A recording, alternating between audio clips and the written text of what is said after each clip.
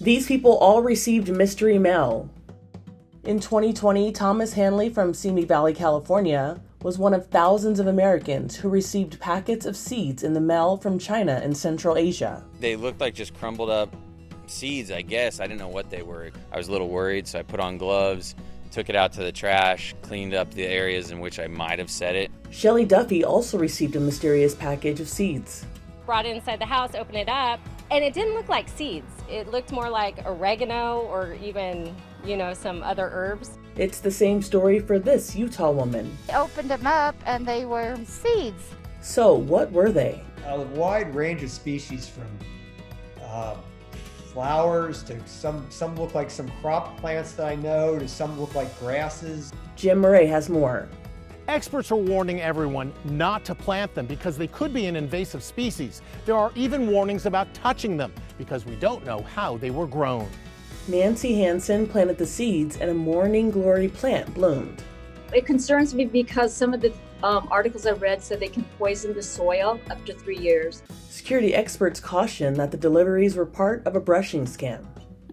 Someone does not make an order and they get a bag full of goodies. And they're from a company and they're so overwhelmed, maybe they go online and they make a positive review, and that pumps up the online presence of this fraudulent merchant. This home is at the center of a spine-tingling mystery. A stalker known as the Watcher terrorized the homeowners with a series of letters. "You have children. I have seen them," the Watcher wrote. "Once I know their names, I will call them and draw them to me." Your house is my obsession, and now you are too. Their disturbing story was told in the 2022 Netflix drama series The Watcher, starring Naomi Watts. In real life, Derek and Maria Broaddus bought the house in Westville, New Jersey for $1.3 million. The first Watcher letter addressed to Mr. and Mrs. Broaddus arrived 3 days later. "Who has the bedrooms facing the street? I'll know as soon as you move in." It's a beautiful house. It absolutely is. I think it's everyone's dream house. Attorney Lee Levitt represented the Broaddus family, who sued the previous homeowners for allegedly failing to tell them about the existence of the Watcher when they sold the house. The case was dismissed. You're moving into your dream home and you start getting these threatening letters from someone saying they're watching you and then asking for young blood. I think that's very scary. Can you keep us safe? Unlike the Netflix drama, the Broaddus family never moved in. They were too frightened. Les Trent visited the Watcher home. This is the notorious Watcher house. As you can see, it's decorated for Halloween. The search for the elusive Watcher turned neighbor against neighbor in this idyllic town of upscale homes. Some investigators believe the Watcher must live nearby. Others wondered whether the homeowners themselves were engineering an elaborate hoax. I can tell you unequivocally that is not true. They did not write these letters. After 5 years of disappointments, the family finally sold the Watcher house for $959,000, a loss of $400,000. The Watcher has never been identified. The final letter declared that the Watcher won. In June of 2024, Isabel Wood kept getting free stuff delivered to her home. At first, it was too good to be true. Then it turned into a nightmare. The first week or two, I was like, hey, this is kind of fun. It's like Christmas. Now it's just like, it got so overwhelming. Okay, this is our hat section. Some belts. She received leather jackets, a karaoke machine, chess and checker sets, and more. Industrial strength toenail clippers. The 27-year-old who lived outside Chicago told Jim Murray that she received hundreds of items that she'd never ordered. It's a camera. This is another steering wheel lock. We have about 5 of these. This is my dad's favorite. It's a crawfish trap. It's cat perfume. You spray it on your cat. Were you expecting that some guy's going to show up, knock on your door and say, hey, where's my stuff? Yeah, I mean, at some point. I went over there and looked at him first to kind of see what we've got, and then I had to go back and get a different car to put it all in because the car I had was too little. The packages were all addressed to the same person, first name Romeo, and they were all shipped from Temu, an online marketplace operated out of China. Isabel contacted Temu, but the packages kept coming. People all over the country are reporting they're receiving packages that they didn't order.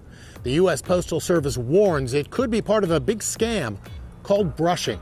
What this means is that there has been a merchant or a seller on the e-commerce platform who has gotten your address, sent you this free item, all so that they can go on, pose as you, and write a rave 5-star review without you knowing about it. In 2020, one man got way more mail signed, sealed, and delivered than he bargained for. Over 55,000 letters from the same sender. You've got too much mail to walk through the front door.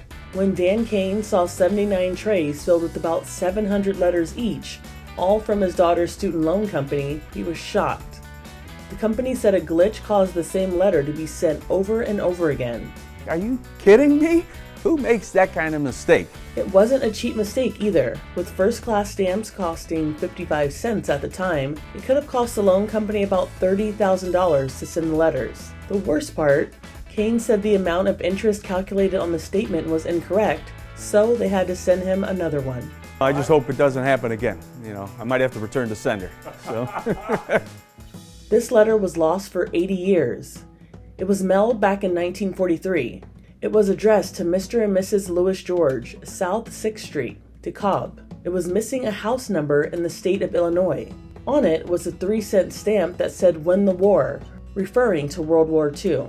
In 2023, the letter was delivered to the intended recipient's granddaughter, Janet. Every once in a while you hear about letters that have been lost and showing up, 20 years later or something like that. I had never heard of one this long ago. The contents of the letter itself are sad. It begins, "Dear Lavina and Louis, Mother just came up and told me about your baby's death. I'm terribly sorry. You have had more than your share of grief." We had always known it. She was the third child that they had lost in infancy. Allison Hall has more. The letter turned up out of nowhere at a local post office in DeKalb, Illinois. It had been mailed from Amboy, Illinois, just 50 miles away. But it got lost in the cracks for decades. Driven by curiosity, a local post office worker went online and found an obituary for Lavina George dated 2012. Then her family was found via social media. This would have meant so much to Grandma and Grandpa. Dear Santa. Dear Santa Claus. We would like some games to play together. There were over 400 letters that had been delivered to that apartment. It was overwhelming. They were spilling out of the mailbox. We always knew Santa Claus had pen pals. I remember at the time, it was like, what do we do with all these letters? But somehow, these letters addressed to him all went to the same New York City apartment, and no one seemed to know why. Nobody can really give us a straight answer. When Jim Glob moved into an apartment in this West 22nd Street building in Manhattan about 15 years ago, he already had an inkling he'd be getting mysterious mail. Dear Santa Claus, first of all, I want to wish you a Merry Christmas. My friends who lived there before had said that when we were looking around at the space, they're like, oh, just so you know, you're going to get these weird Christmas letters, Santa letters, probably every year. But he had no idea that in 2010, the pileup would get out of control. We started to get 2, 3, 4 a day, 5 a day, every day. Until December, we were getting about 30, 40 a day. This was very unusual. Some of them were from mothers who were writing for their 2-year-olds. I have 3 children, Liseth, 10, Samantha, 6, and Kayla, 2. Unfortunately, I'm a single mom and it makes me really sad I can't handle it anymore. They were from kids who needed coats, shoes, bags, basic necessities. It was really overwhelming to read some of these letters. I felt extremely in a bubble. It wasn't until we had a 1960s holiday party and the letters were stacked up in the corner. And a lot of people were like, what is this? What are these letters that are in your apartment? Amanda Lehner was at the party. I thought it was very strange. We started reading them and decided to fulfill them. And it sort of turned into this sort of like little community thing where everybody started to take the letters. Yes, we take the letters and still fulfill them to this day. They started a nonprofit called Miracle on 22nd Street, a nod to the Christmas classic Miracle on 34th Street. We connect families in need with real-life elves, meaning that you can adopt a family will write a letter to Santa, they'll upload it to our website, and you can adopt them right away and be able to get them the things that they need for this year. So I guess if we were to find out where the letters came from, that seems great, but there's some magic behind this, and that feels like the spirit and the reason for this season. Thank you now for anything you would be able to do for me and my family. Thank you. Merry Christmas. Sincerely, Patricia. For Inside Edition Digital, I'm Andrea Swindall.